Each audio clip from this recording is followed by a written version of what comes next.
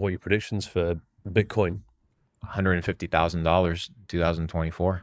Really? 100%. I mean, it's not that far away. We've achieved mass adoption. We are at the cusp of a massive revolution whereby crypto is no longer seen as gambling money. It's really seen as a store of value. It's seen as a medium of exchange.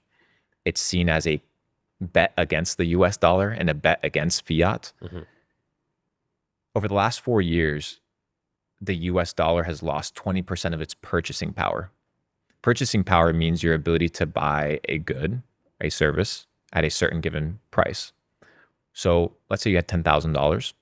4 years ago, you would have been able to buy something. Today, you would need $12,000 in order to buy that exact same thing. But you don't have that extra $2,000. So you have to work extra in order to generate that money, in order to generate your ability to purchase said thing. So what happens when they continue debasing your currency? You have to have assets that you want to flee to. That's the first thing. The second thing is, have you tried to send money overseas? Yes. It's the worst thing in the It's world. a headache. The bank will put an excessive fee on the transaction. It's a then fee. The exchange rate is terrible. They'll ask you what you're doing with it. Sometimes it'll take 3-4 days to land. If it's a really big wire, sometimes it'll get flagged. You have to call the bank. You have to insert a PIN number. You have to get a text message. That text message you got to verify. With crypto, I can just send you money, peer-to-peer transaction, without really having to worry about it. A really cool thing now that I was telling you before, Telegram is rolling out your ability to send money through usernames, right? So you're going to have your Telegram username. I'm just going to be like, hey, Mike, here's $10,000 in USDT. Done, sent to you. I don't have to ask JP Morgan Chase whether I can send money to your HSBC bank account and fill out a wire questionnaire, and then that gets logged. So now we have an interconnection. Surely the All this stuff government, is the crazy. government's going to get involved with that, because like At some point, how do absolutely. Unless it becomes so big that it's hard to stop. And that's where mass adoption needs to take place. That's where the peasants need to band together, just like the movie Bug's Life. Remember when all the ants got together? Yeah. I mean, at the end of the day, that's what you have to do. When all the small fish come together, they can actually dictate what the status and the norm is going to be. But it requires a lot of balls, and it requires a lot of courage to do so, because you might have to sacrifice your freedom. You might have to sacrifice your lifestyle. You might have to sacrifice your well-being for the pursuit of that freedom. And most people are just not willing to give that up. Most people like to live as comfortable slaves. And it's a very sad reality. But that's why building on the internet and finding what I like to call these glitches, right? These people that resonate with a message of authenticity, a message of a life where you don't have to censor yourself every time you open up your mouth, a life of deep freedom where you can believe whatever it is that you want to believe. You can do whatever it is that you want to do as long as it doesn't hurt or affect another person, is what I'm rooting for. And if we can band enough people together behind that, then I think it's an unstoppable force. The moment I was earning enough money where people would make a pretty decent offer for me to do something, and I was just able to be like, no, like I genuinely don't want to do that. Like I can't be bought. Like that's an amazing position to be in. Yes. And most people are for sale. Yeah. And most, like we talked about these humiliation rituals, these are people that are for sale.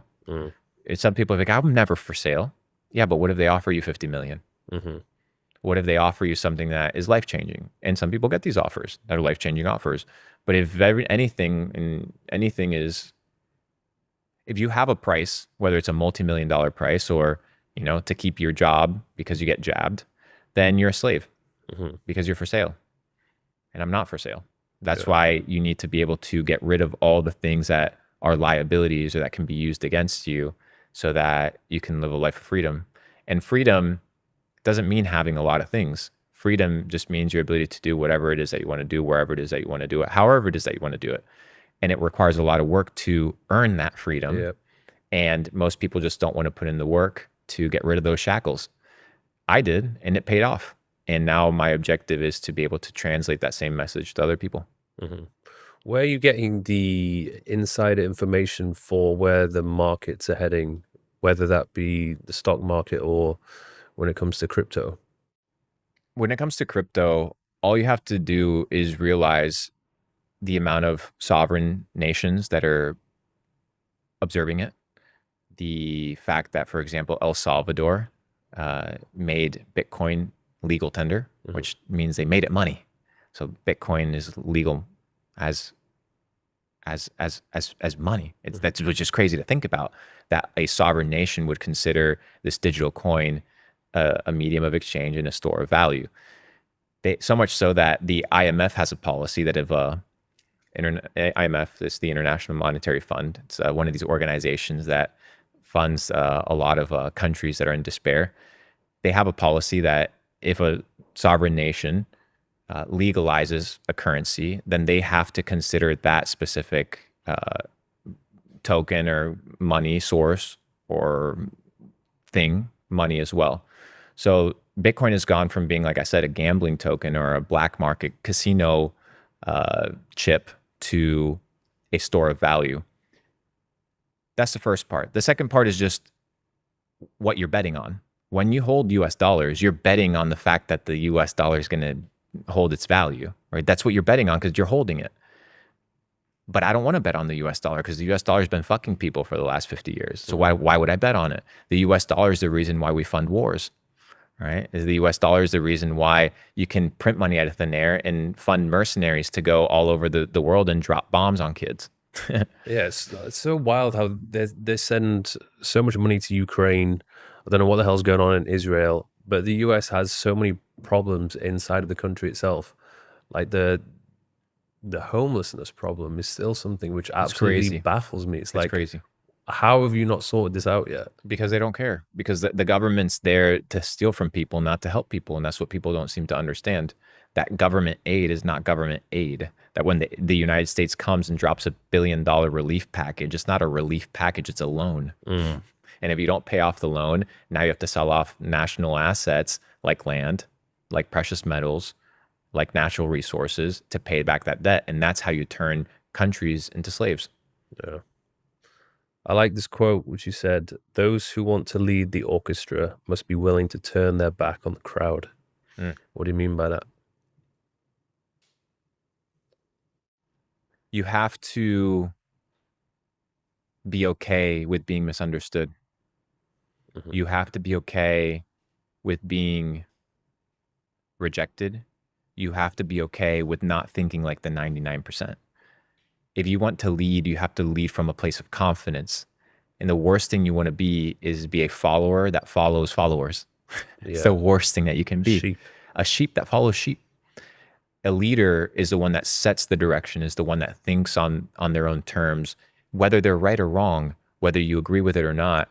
You have to be able to turn your back to the crowd. You must be able to turn your back to the status quo and the norm, because usually the norm is dictated, like we said, by perceptions that are managed by extremely powerful entities and people. And it's usually based off of a very uh, limited set of rules and beliefs and a preconceived set of plans in Hmm. order to manage society. And most people cape to that.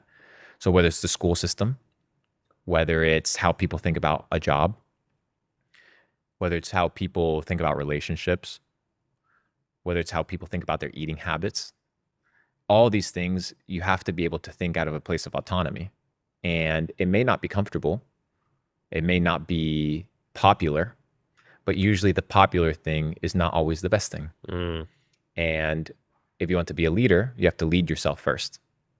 And you have to lead yourself through free thought and through critical thinking. And unless you develop those things, then you're going to just be a follower of followers.